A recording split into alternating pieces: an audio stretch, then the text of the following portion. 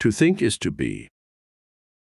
That which is visualized in the mind becomes part of the possessor of that mind, because a man is what he thinks. It is strange how little we know about the mind. Not much more has been determined about it since the time of Descartes and his brilliant basic premise, cogito, ergo sum. I think, therefore I am. We only know we exist because we think. Should thought stop in us, we automatically would cease to be. Should thought begin at any particular point in space, that point immediately would begin to live. It is deeply significant that we exist by grace of thought, and it is even more significant that at any particular time, we are the sum total of the thoughts we hold in mind. It seems reasonable to assume that the thinking being that inhabits us is thought itself, that the more complex and universal our thoughts are, the more complex and universal we become. It is impossible to separate the image in the mind of a beholder from the beholder himself, because in a very real sense, the two are one. That which achieves the attention of consciousness becomes that consciousness. When our attention is focused on something, we become that thing. It is this power of consciousness, that it becomes the thought it thinks, which gives the mind such ascendancy over matter. Man's investigation of the outer world has practically conquered space and time, but he still knows very little about what his own mind is and what its influences are. Because thought is invisible, it never has come under the scrutiny of the laboratory microscope. As a consequence, men are nearly as poorly informed about the qualities and processes of thought as they were at the dawn of written history. Even though it is recognized now that the thoughts a person thinks determine his whole life, the average man continues to think in response to sensual stimuli, rather than in response to his inner wishes and desires. Mental law. The thought first, then the thing. That is the law. But the vast majority of people live on the opposite premise. The thing first, then the thought. The power of mental imagery still works even in this reversal of form. But in this case, it merely lends validity to everything they see and every situation they encounter.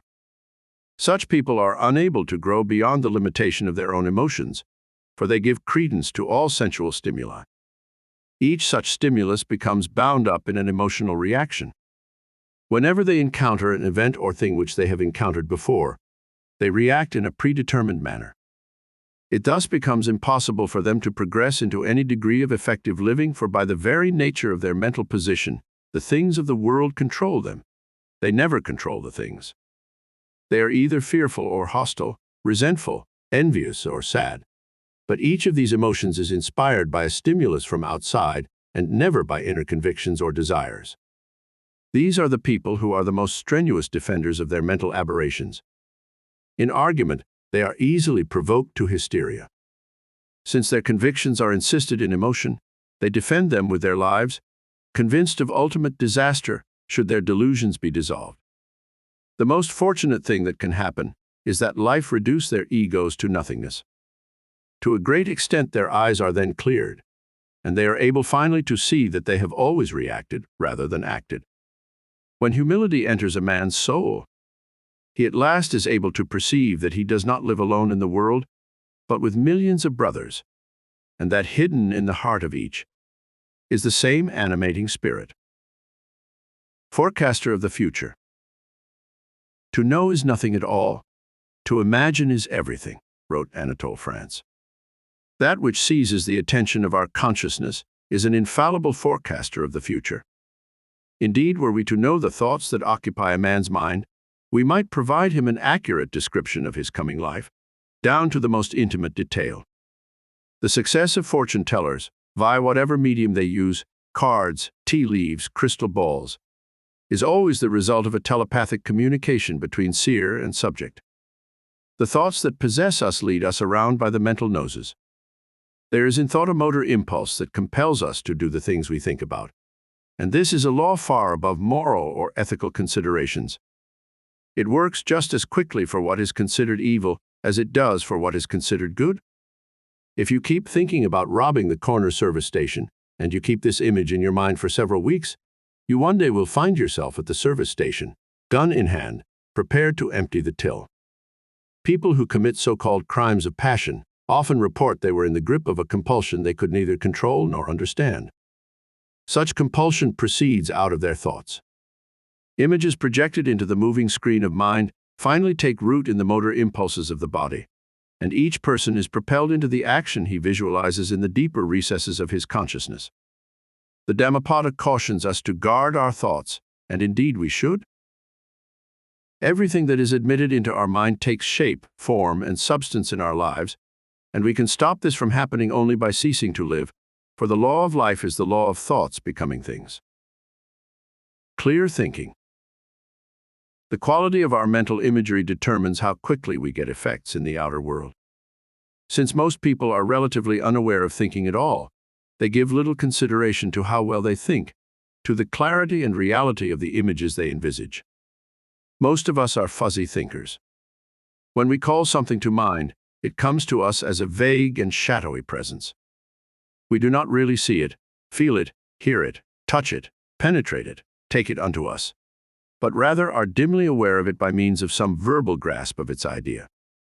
We say, "my house," but the image does not call to mind the actual house, only a vague idea of it in terms of whether the taxes have to be paid, the outside walls painted, the lawn mowed, or a party given their Saturday night. We adopt meanings about everything in terms of personal significance, but we seldom conjure up images in our consciousness for the simple reason that we never have trained ourselves to think that way, never have truly understood the significance of such images. Think about something familiar. Think of a room in which you spend a great deal of time. See yourself sitting in some particular chair in that room. Look around. What do you see? Are there pictures on the walls? Where and what kind? What are their colors? Where are the furniture, books, papers? Is there dust gathered in the corners? Where are the lamps? How do they operate? See yourself in that room with such intensity that you actually feel that you are there. See the color, the solidity of objects. Work on this for a few days. If you are lucky, you will have an experience that will startle you. During one of these meditation periods, while you are visiting this room in your mind, you will have the sudden feeling that you actually are there. When this experience comes to you, you will be there in a very real though psychic sense. Such is the tremendous power of correct and clear mental visualization. A door ajar. There are other tests you can take to convince yourself how fuzzy your thinking has been, and how much power lies in making it clear. If you are married, try suddenly to call to mind the face of your spouse. You may be shocked to realize how difficult this is. What you immediately call to mind is an idea of your spouse, and this idea has the wavering shape of a shadowy dream. Concentrate on making his or her face as clear in your mind as a photograph. Bend the entire effort of your attention toward this end. Gradually the picture will clear.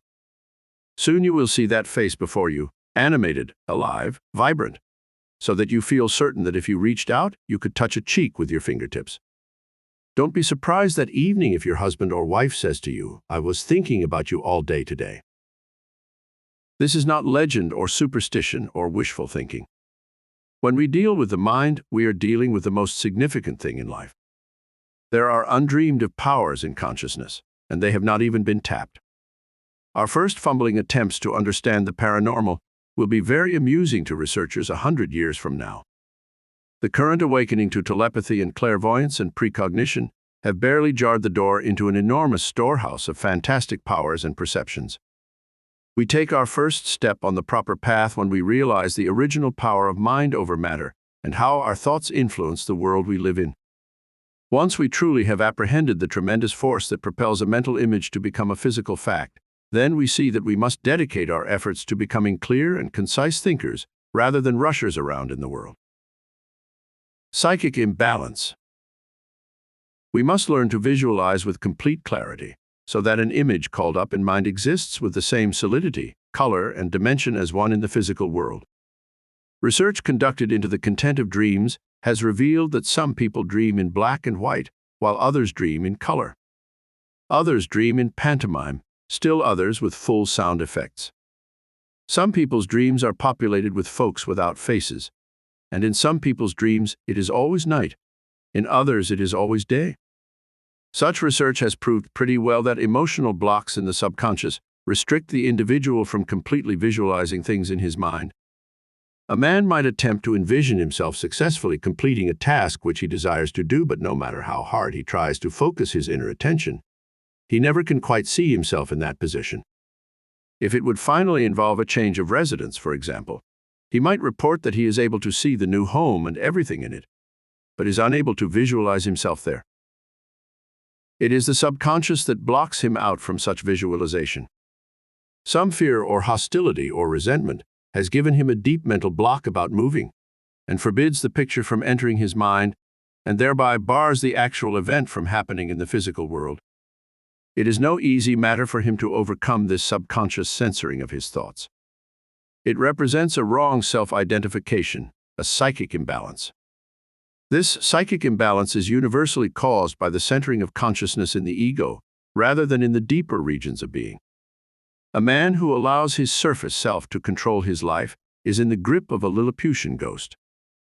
He eventually will become bound up mentally by thousands of little prompters that proceed out of his subconscious. It is they that give form and substance to his ego, the thing he regards as himself, which is never himself at all, but only the limitations that he has accepted and come to regard as real.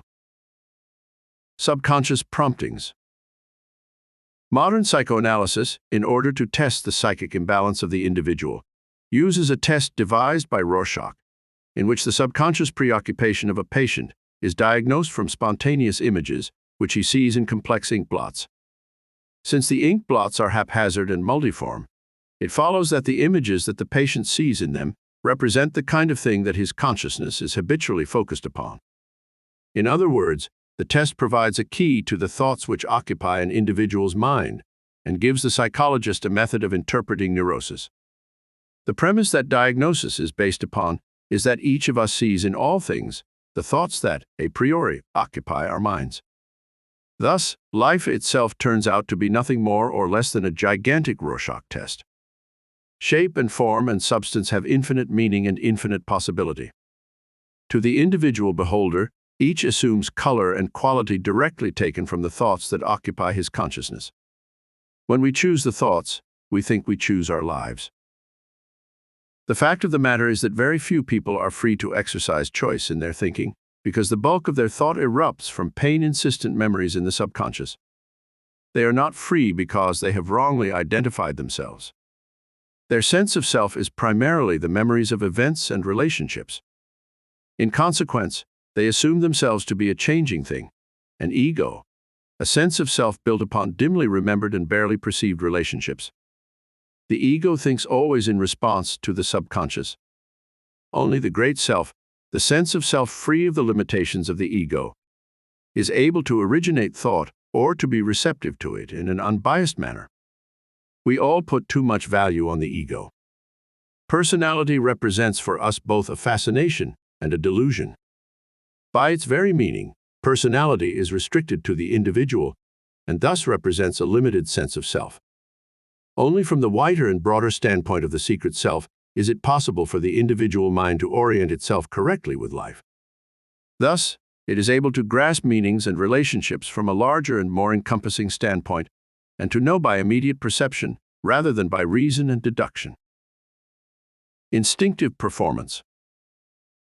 The ego thinks from a small standpoint in the center. It thinks outward. It seeks to know by groping into the unknown, attempting to rationalize what it finds there. Since infinite space surrounds it, it is impossible for it ever to grow into great understanding. Since what it thinks is colored by what it already knows, and since what it knows is based upon a strictly personal and infinitesimal interpretation, it therefore, by its very nature, cannot ever arrive at true knowledge. Before a man can be truly wise, before he can arrive at his birthright of power and understanding, he must in some degree shuck off the trappings of the ego and take on a wider kind of consciousness. Instead of being a central thinker, he must learn to be a peripheral or outer thinker. He must learn to allow thought to develop in him under the impulsion of something outside of and greater than himself. He must learn to be able to do things without focusing his attention upon them. He must learn to perform them through an instinctive understanding of their true nature and the job to be done. The ego prevents a man from performing in this manner. To be self-conscious is to be fearful and restricted. The instinctive and natural performer thinks with his outer and wider mind. He who is enwrapped in consideration of his ego and sense of self is bound up in fear and tension during the simplest of tasks. That which we do well we do not think about. We simply perform by grace of our outer and wider mind. When we lose our contact with this mind, we fall from grace with a bang, for all by ourselves, focused upon each little movement, we cannot perform the simplest of tasks. There seems to be absolutely no limit to the feats the human being can perform when he is able to grasp them with his outer or peripheral mind. A man stands on the forefinger of one hand atop a 100-foot pole. Another walks a tightrope across the chasm of Niagara Falls. Another springs from a board and turns 3 somersaults in the air before landing on his feet. Still another juggles a dozen balls at a time. Watching such performances, we are astounded. How is it possible, we ask ourselves, for a human being to do such things? It is possible because the man has mastered the knack of performing without thought. He has learned to shut off the thinking of his central self and to stand outside, as it were, grasping his whole action as a continuous thing, seeing it as a single flowing, unbroken movement. As a consequence, arms and legs move, muscles coordinate, energy is expended, all at the behest of a complete picture held by his wider mind. He performs from the spine, unthinkingly, responds only to the image of what he wants to do, just as another man might walk down the street, thinking only of where he wants to go, and never of the act of putting one foot in front of the other. Trusting your greater self. The reason why most people play such atrocious golf is that they have broken the golf swing down into a dozen different small actions, each of which receives the focus of their attention when they stand up to hit the golf ball. It is a wonder they don't break their spines or snap a tendon. The miracle is that they hit the ball at all, since they are thinking about everything else but that. Those rare specimens who master the art of shooting par have mastered also the art of not thinking how. The great player stands up to the ball only after he has made up his mind where he wants to hit it. He doesn't think of how he will hit it. We can adopt his method in everything we do. We can stop thinking how to do things and start concentrating our attention only upon where we want to go. Once we have made a decision, we must learn to trust our greater outer mind for the actual performance. There is a deep, underlying psychological reason for this. The brain and the organs of the body are not to be trusted beyond the intelligence from which they grew. To subject all performance to the limitation of human reason is to subject all action to restriction and error. An infinite, eternal intelligence grew the brain and body, and both now nestle in the lap of that intelligence, are products of it, and never its master. We must stop forcing our ego to act as an originator of action and thought, and instead learn to let thought develop in us, action develop in us, as a result of a complete reliance upon an outer and wider sense of being. Chuang Tzu wrote, "A drunken man, when he falls out of a cart, though he may suffer, does not die. His bones are the same as other people's, but he meets the accident in a different way. His spirit is in a condition of security.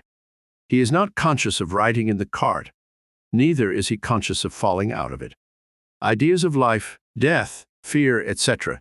cannot penetrate his breast, and so he does not suffer from contact with objective existences.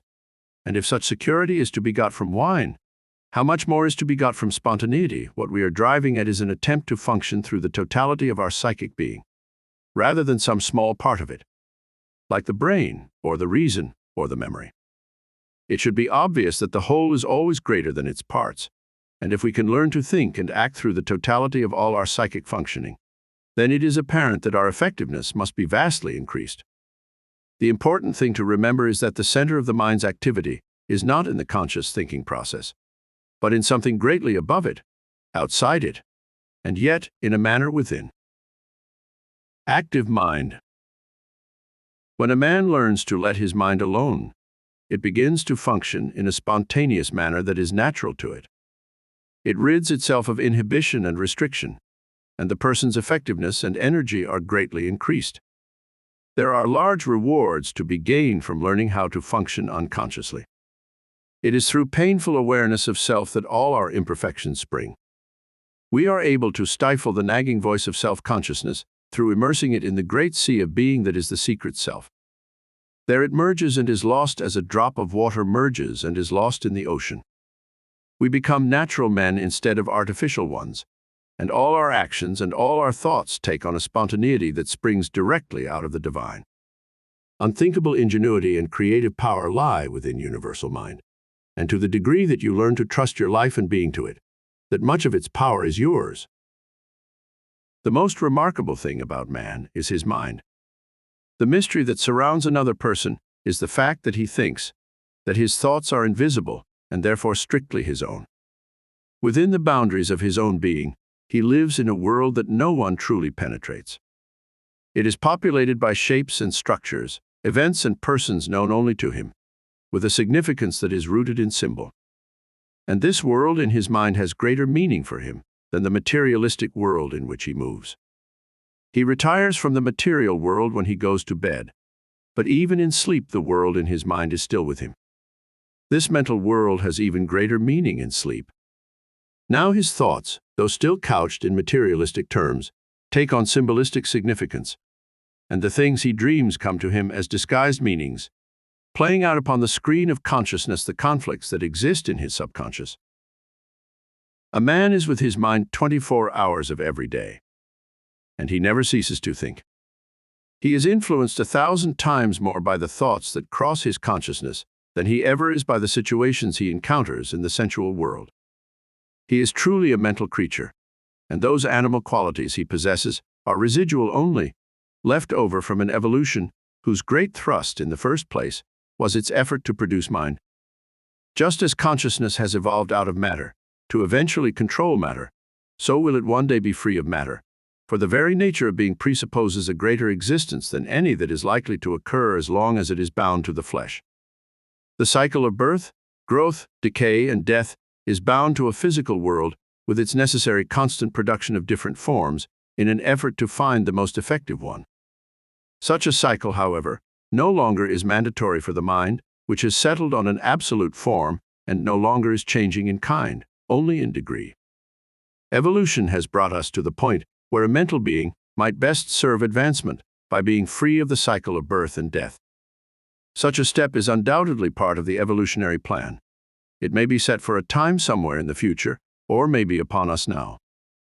Meantime, the fact has become apparent that the pathway to man's salvation lies in emphasis on mental existence and gradual turning away from physical bondage. To think is to do. Up to now, no one has been able to stop the physical aging of the body, and currently every man is subject in the end to a physical death. As long as our activities, our pleasures, and our sensations are rooted in our physical bodies, we have no alternative but to eventually suffer pain, dissolution, and decay. But when we turn away from our physical bodies and take up residence in our minds, then we are able to experience a constant growth that lends us not only a deep personal satisfaction, but fulfills the fondest wishes of life and evolution. To once make up your mind that intellect is superior to and supersedes matter is to take the most important step of all in the living of a serene and effective life. The soul grows within even as the body decays without, and that man who is able in the end to merge his sense of being with that of the secret self has perpetuated himself into eternity, has achieved immortality. Images that play about in our minds lead us inevitably into action. This is a law of life, and we can neither start nor stop it. Whatever we think about, we must do. Since we cannot stop our thinking, we inevitably are led into action by our thoughts, even if this action be of the most negative kind.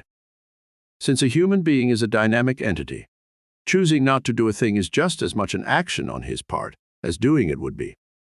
Fear of failure, for example, predisposes a man not to attempt any venture that carries a risk. As a consequence, he is apt to allow all things to pass him by, deterred from taking action because of the nature of the images in his mind. Usually these images are placed there by fear, or one of fear's cousins, and these negative emotional qualities spring out of the subconscious and have been placed there by the ego. The individual may rid himself of them by achieving a proper relationship between the ego and universal mind. He may become whole by getting rid of his sense of surface self, by immersing the ego in his wider being and becoming one with all things and all people. Getting rid of mental blocks. A man is not able to force himself to think different thoughts from those that he habitually thinks. He cannot exclude certain thoughts from his mind or force others to enter by an effort of will. Thought originates in the deeper recesses of his being, an area that largely is unavailable to his conscious mind, and one that for the most part simply will not respond to coercion. A psychological transformation is not possible without a spiritual awakening, and before a man can change his kind and type of thinking, it first is necessary that he alter his conception of self. A little reflection on the ego reveals what a delusional trap it is, for it is primarily a sense of separateness, and it feeds upon a sense of comparison. It is pleased to be better than others, extremely sad to be worse, and it performs all actions for selfish motives: avarice, applause, power. The greatest sickness in the world is to be satisfied in the ego, for then we are blinded to the real nature of life and our own potentiality. Only when we are dissatisfied in the ego through defeat or disillusionment are we close to the veil that separates us from our true selves. It is at this moment that we suddenly may see, that our eyes and souls may open and penetrate into the deeper and wider being that gives a universal quality to all people. We immensely improve our ability to visualize when we rid ourselves of the mental blocks and prompters that are stored in our subconscious. These we are able to clear away through a proper psychic balance between the ego and the secret self, and we achieve this balance by surrendering ego and turning our lives over to the divine. This is not nearly so difficult as it sounds. We are not responsible for our existence in the first place. We didn't choose the bodies we inhabit, or the life into which we were born. Our language, customs, education, even the people we know have been chosen for us by a greater power. When we learn to trust this power completely, to turn over to it our sense of self, our actions, our mind, our ability, our talent, we are enlarged by it because of that very act. It uses us for its purpose, and many times more effectively than we could ever use ourselves. There is tremendous energy to be gained by surrender of the ego to the secret self. A man becomes a power doubled. He suddenly seems free of restriction, cleared of restraint. His health, energy, and resources know no limit. Letting go. Terry was a brilliant youngster. He had a straight A average in high school and was awarded a scholarship at a leading Western university.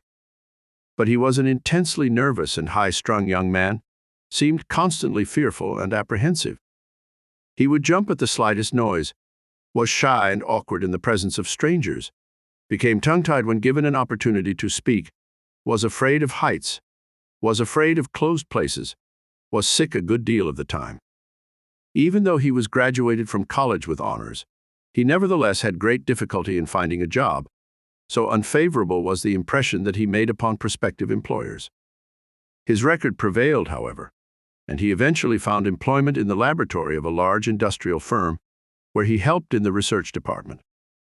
Then, for no apparent reason, he suffered a nervous breakdown and was confined to a sanatorium. Some months later, he left the sanatorium, but he was too distracted to readjust to life, and he was directed by a friend to a religious retreat. The retreat house stood on the bluffs overlooking the Pacific Ocean, and on a clear day 100 miles of the California coastline could be seen. The brown hump of Santa Catalina Island stood offshore like a camel rising from the sea, and a light breeze generally blew off the ocean, carrying with it the salty tang of seaweed and kelp. Terry sat for hours on a stone bench, gazing out over this panorama. The magnificence of nature dwarfed him, and he could feel his ego subside. During such a mood, his advisor came to him, and they sat on the stone bench and talked. "I see you are better now," the advisor said. "It stands in your eyes. You are not so concerned with yourself." "That's true," answered Terry. "It's because it's so peaceful here." "It is peaceful anywhere, my son, if your soul is properly centered." "How does one properly center his soul?" "By getting rid of self-consciousness. That's very difficult to do when one has an inferiority complex. An inferiority complex is a delusion. It may seem a delusion to you, answered Terry, but it is not a delusion to me. I am fearful and apprehensive in all I do because I feel inferior, because I am afraid I will not do well. Then get rid of the sense of yourself as doer. Accept yourself only as instrument. Make up your mind that a power greater than you is working through you to accomplish its ends. It is not embarrassed or fearful or apprehensive. It is dynamic, irresistible, and eternal. If you can manage to put yourself in its hands completely, you never will be embarrassed or fearful again, and you will accomplish such things as you never thought possible. Terry listened to his advisor well. In the days that followed, he gazed out upon the sea and sky, and the truth came to him. When he left the retreat and returned to his home, his illness was gone, and he experienced a vigor in mind and body that he had never known. He undertook his work with serenity, became able to talk freely in front of people, mixed with them gladly, eventually came to lead them. Today he heads his own research company. He is well-to-do and respected, has not had a sick day in years. He credits everything to his religious awakening. I always thought that I was the one who was carrying the ball, he says, and the responsibility frightened me. Once I learned that the world and its events and my life were in safer hands than mine, I was able to get myself out of the way and see the working of a master intelligence everywhere. The things I seem to have accomplished have been accomplished by something outside me. It works through me just as it will work through you. All I do is let it. The perfect leader. To free the mind of the restrictions imposed by egoistic thinking is the first thing to be done. This is accomplished by turning your life over to the secret self. Place your hopes, your dreams, your ambitions, your talents, your very self on a mental silver platter. Hand it over to the secret self. Say, "Here, you take it. You run it. I will listen, follow your advice, execute your will." If you take this mental stand without reservation, your life will be changed forthwith, and you will have embarked upon the highest adventure possible. Moreover, from that time on, the images in your mind will manifest in the world exactly as you visualize them. People who have never experienced a centering of the self outside the ego believe that when they make the declaration that they no longer will take action as a result of egoistic choice, then henceforth they will sit like lumps on a log because there will be nothing to stir them once they have surrendered volition. How wrong they are. We never move ourselves into action anyway. All our lives we are moved into action by the secret self. Our difficulties are all caused by the fact that we have a delusional sense of self which clutters up the subconscious with negative emotions, causes restrictive pictures of limitation, lack, and fear to be projected onto the creative screen of mind, and therefore restricts the amount of energy that can flow through us. The ego is an impediment in the natural dynamic of being. Yet even when present in all its full distortion, the individual is still directed by the secret self, with his power filtered and ineffectual. The man who has been cleared sits like no lump on a log. More likely, he thunders across the human scene, such is the power that manifests through him. Yet he himself does nothing. The power uses him to manifest through, and he simply hitches a ride, acting in the midst of conflict serenely and surely, an instrument of a power that has everything under control. The power of thought. Once a psychological balance has been obtained, it is startling how clear images become in our minds. It is as if the inner world takes on even more reality than the outer, more dimension, more possibilities. For through our new psychic perception, we become aware that there is the same consciousness in all things. When we visualize something in our minds, we thereby sense the manner in which we affect the physical world. We see that consciousness affected in us affects consciousness in the thing visualized. We become aware that it is impossible for anything to externalize in our world without first being pictured in our minds. The simplest of actions takes on a new significance. We cannot reach for a pen, get up and walk to the door, answer the telephone, without first having a mental picture of such acts. We become cognizant of this sequence as the natural cause and effect of all things, and we become exquisitely aware of the fact that we can, by an act of mental visualization, cease responding to stimuli from the sensual world. If, when we hear the doorbell, we visualize not answering the door, we will not answer it. In even this trivial circumstance, we will find tremendous significance, for it teaches us that we can, in any instance, refuse to draw the mental picture decreed by sensual stimuli and draw the exact opposite. By that simple realization, we become enlightened and disciplined beings, free from bondage to the world of senses. The process by which thoughts become things is rooted in the one intelligence from which all things are made.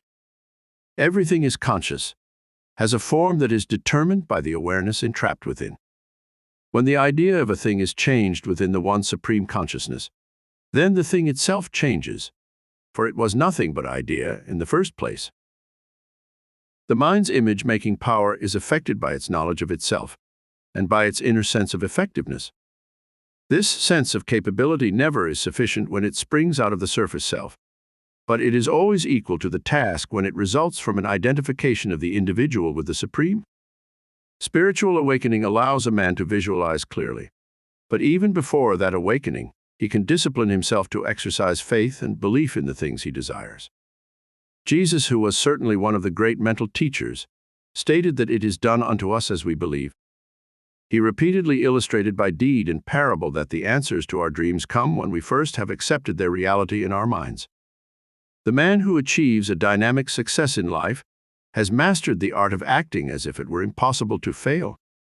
Such a bold approach frees within him an energy and insight that fits him for every occasion. Nothing is impossible to anyone if he is capable of envisioning it in his mind, clearly, without reservation. Universal subconscious mind is the doer of all things, and it responds to the conceptions that we project into it with our conscious minds. Visualizing the objective. There is no objective too important or too trivial for universal mind to manifest it just exactly as it is visualized, but the truth is that few people take the trouble or time to visualize the things they want. They let such matters be decided for them by the events they encounter in the world. If, for example, they meet a friend who has acquired a new car, they are likely to avow to themselves and to family that what they want most of all is a new car. Next day, however, this desire fades, for now an associate in business has been promoted into a new job, and they see that it is this they want most of all, not the new car after all. Next day, it is something else. The day after, something again. The desire of a week ago is long forgotten, unless some event occurs to inspire in them the same reaction. Such people project a constant parade of changing pictures into the subconscious, which moves this way and that, and never gets anything done at all. Since they really do not know what it is that they want, it is small wonder that they achieve nothing. It takes mental discipline to want something and to stay with it, to understand that all things are gained by sacrifice, that nothing is free, easy, or simple. When we look upon the man of prominence and wealth, it appears to us that he has been favored by nature, gifted more in mind and body and with material things.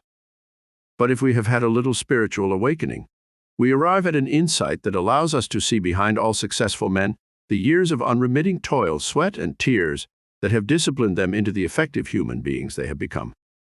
Control and effectiveness do not come lightly. They are the products of a good deal of surrender of self. An aspiring youth, focused in ego and personal concern, has as little connection with a successful man as does an acorn with an oak. 1,000 egoistic selves have paraded across the successful man's consciousness in the years of growth. In a manner, he is all of them. In another, none. In all things, he relies upon a power outside himself, which he courts daily. Affirmation. Visualize we must, and what we visualize manifests in our lives. If we would change our lives, the tool with which to change them is imagination. We must learn to visualize at the behest of a conscious mental choice, and we must teach ourselves to envisage all things clearly and concretely.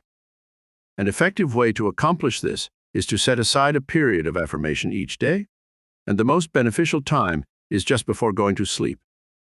Then the image is able to settle down into the subconscious without the distractions that result from activity. When we affirm our mental image, we have to know what it is we wish to achieve, whether it is success or health, improvement in personality, greater happiness, whatever. And we have to clearly conceive ourselves as possessing it. Be sure that it is something that is right for you, something that you are willing to devote time and effort to obtain. The important things are a clear conception and a willingness to make all necessary sacrifices to effect it. The picture we form in our minds should be so clear we can almost touch it, and it should be projected with feeling. Affirm this image verbally. Write out a short and clear affirmation and be able to repeat it to yourself as you visualize your objective. Consciously relax your mind and body when you go through this affirmation period. Get the feeling that you are not making something happen, only accepting it. Feel that this thing is real in your mind, where all true cause exists.